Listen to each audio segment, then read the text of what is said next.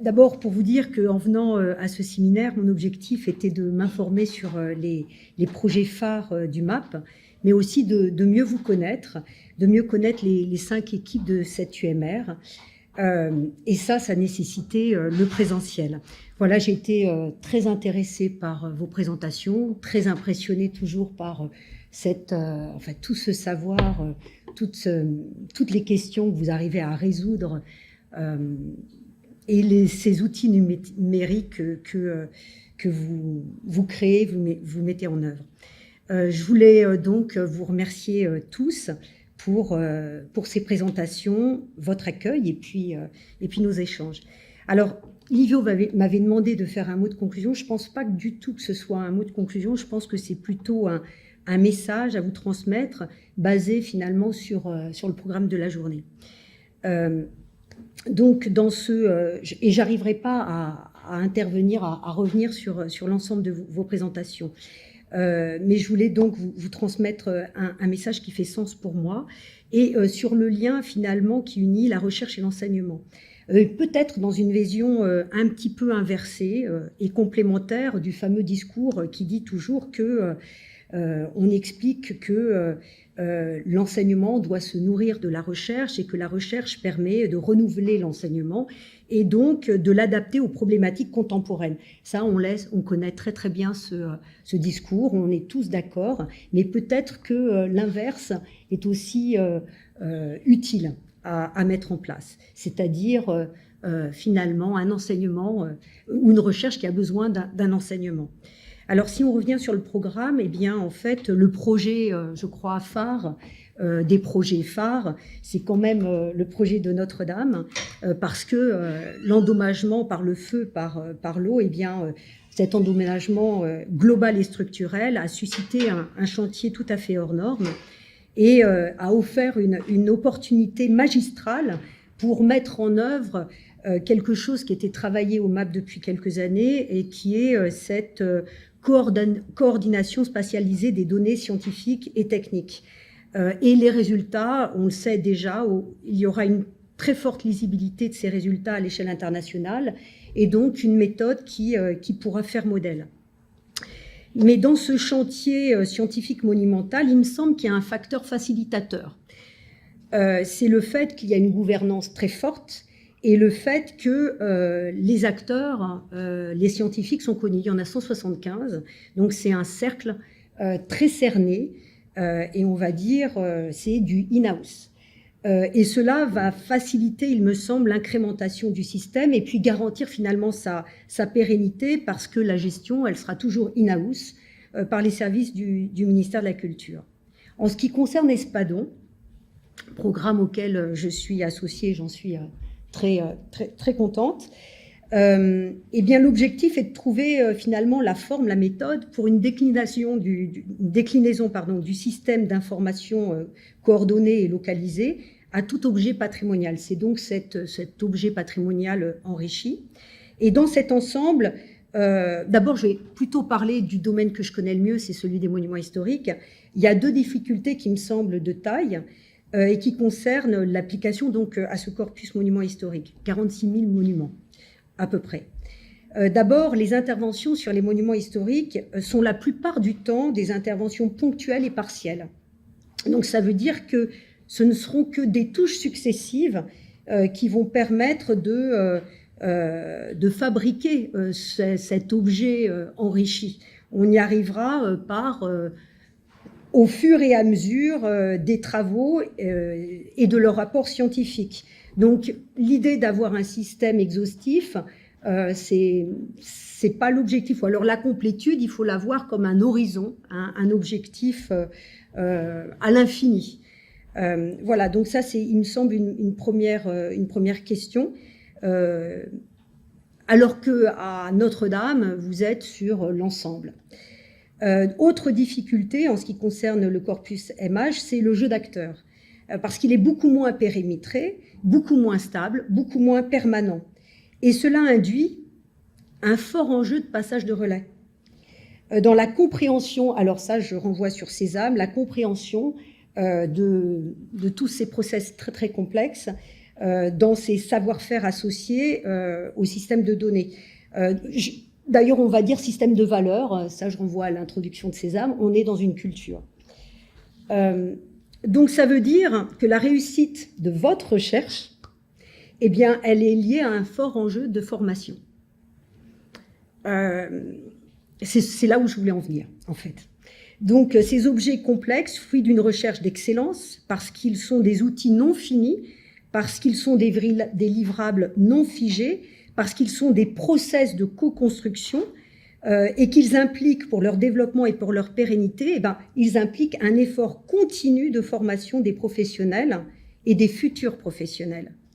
Et j'en viens à notre sujet partagé. Le réseau des ENSA, avec sa couverture nationale, représente un environnement favorable à ces acquisitions de savoir et de pratiques autour de la gestion des données numériques au service du patrimoine bâti. Les ENSA représentent des lieux de croisement possible, voire de fusion, puisque de fusion de la culture architecturale et de la culture numérique, et c'est ce que vous incarnez pour moi au sein du MAP. Et une culture numérique, qu'on se le dise, sans culture architecturale me semble très très périlleuse lorsqu'on souhaite traiter d'objectifs de conservation sur les MH, parce qu'il faut savoir pour mettre en forme, savoir ce qu'on voit.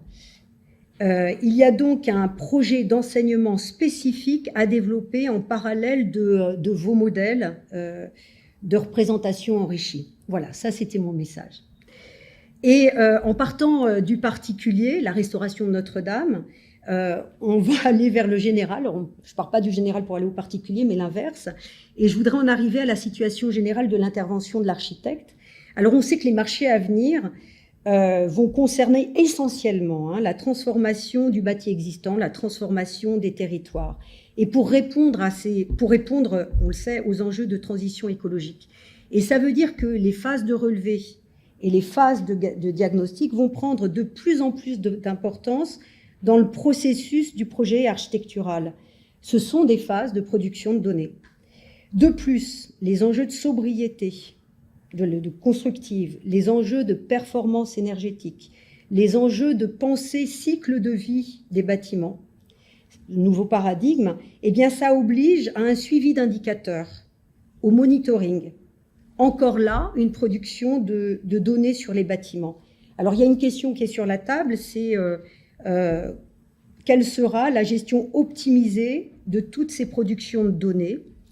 Et donc, vous voyez, on part du cas particulier, mais finalement, quand on élargit, on est toujours sur cette problématique de gestion optimisée et intelligente de la donnée numérique, qui finalement, c'est de la donnée scientifique et technique.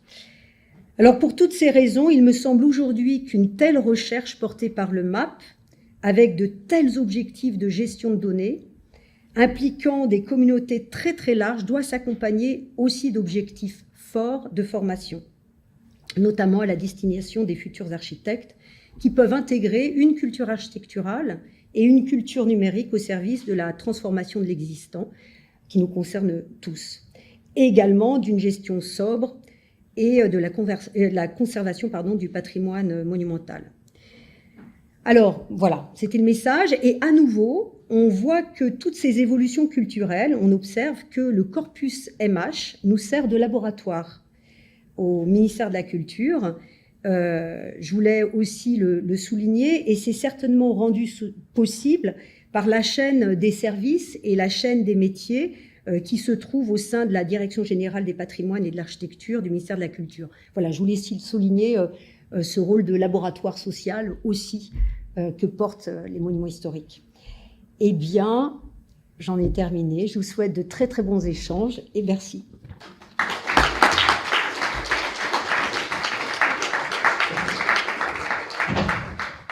Un grand merci Stéphanie pour ce message bien reçu.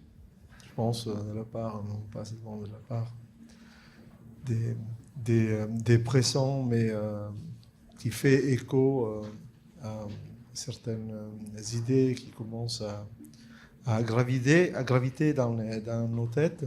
Et donc, Je pense que l'interruption de la séance questions-réponses, comme suite à la présentation de Jean-Marc Vallée, doit être remédiée, mais je ne le vois pas. Oui, ah oui, il est là. Ok. Est-ce que vous aviez des questions sur sa présentation ou éventuellement d'autres questions qui concernent les projets présentés? Non, il n'y en a pas. Bon, le message de conclusion donnait tous les sens de message de conclusion, mais c'était normal. Oui, Pascal, voilà, qui ouvre. Ah, j'ai vu des situations où, au contraire, après, ça génère une cascade. Alors non, tu vas être déçu, c'est pas une question. C'était juste pour rebondir sur ce que vient de dire Stéphanie. Et c'est vraiment un propos auquel j'adhère totalement sur la question de la formation. Ça ne concerne pas que les ENSA. Les ENSA, c'est un magnifique réseau qui est très important, mais ça concerne tout l'enseignement supérieur culture. Ça concerne aussi l'École du Louvre, ça concerne l'Institut national du patrimoine. Et c'est vraiment une chose à laquelle il faut qu'on travaille sérieusement. Merci Pascal pour ces compléments. Encore une fois, moi, j'ai rebondi moi-même sur ces derniers propos. Je suis convaincu du rôle que le laboratoire peut jouer, notamment dans cette dimension transversale. Et je pense qu'un lien fort avec l'enseignement, la formation, des spécialisations dans ce domaine pourrait effectivement jouer un rôle important dans la construction d'un vivier, un vivier d'intéressés et également de bénéficiaires des résultats des recherches du laboratoire qui a souvent un petit peu manqué au vu de notre nature inter- ou transdisciplinaire, comme on veut l'appeler. Donc on a joué un petit peu d'ouvre-piste pendant des années, mais là aujourd'hui les territoires est largement, pour moi, prêt à donner une résonance à certaines thématiques qui ont été explorées par les laboratoires aujourd'hui, qui sont devenues centrales, non pas seulement dans des stratégies de structuration de la recherche et de l'enseignement, mais vraiment dans les renouvellements méthodologiques de plein de disciplines, à la fois du monde de la construction et également du monde du patrimoine. Donc c'est vraiment important de se poser cette question dans un moment où très probablement un lien est nécessaire pour redéfinir les sphères d'évolution de ces travaux. Des questions, des remarques? Je pense qu'ils sont toutes et tous fatigués. Moi, de mon côté, je remercie beaucoup nos chers amis. Au revoir, Stéphanie. Les tutelles qui nous manifestent toujours ces soutiens importants. Merci à tous ceux qui accompagnent aussi les laboratoires dans cette sphère lyonnaise que je vois autour. S'est manifesté avec un accompagnement et un soutien dans les années, depuis un certain nombre d'années. Je remercie aussi toutes les personnes qui ont présenté pour la qualité de ces présentations, parce que je ne me souviens pas exactement quel était le processus de choix de ces projets, mais une chose que je remarque, c'est que le laboratoire MAP est présent souvent en coordination dans les projets collaboratifs. C'est quelque chose on voit dans les projets NR, notamment les projets NR interdisciplinaires où, disons, le laboratoire est capable de jouer ce rôle d'interface, et présent également, notamment dans la présentation d'Espadon, dans des projets stratégiques de définition des champs à l'échelle nationale, notamment, ou d'interfaçage avec les infrastructures européennes. Donc c'est vraiment le cas d'Espadon, et là on voit bien, non pas seulement par au prisme des problématiques et des thématiques qui sont portées par les CCRP et la manière dont ces interactions avec le MAP ont pu alimenter une réflexion même qui va au-delà de ce laboratoire commun. On voit également aussi le rôle que des projets ou des petits financements, petits mais très pointus, comme le projet PEPS sur le biomimétisme, a permis une percée sur des thématiques émergentes qui nécessitent ce soutien.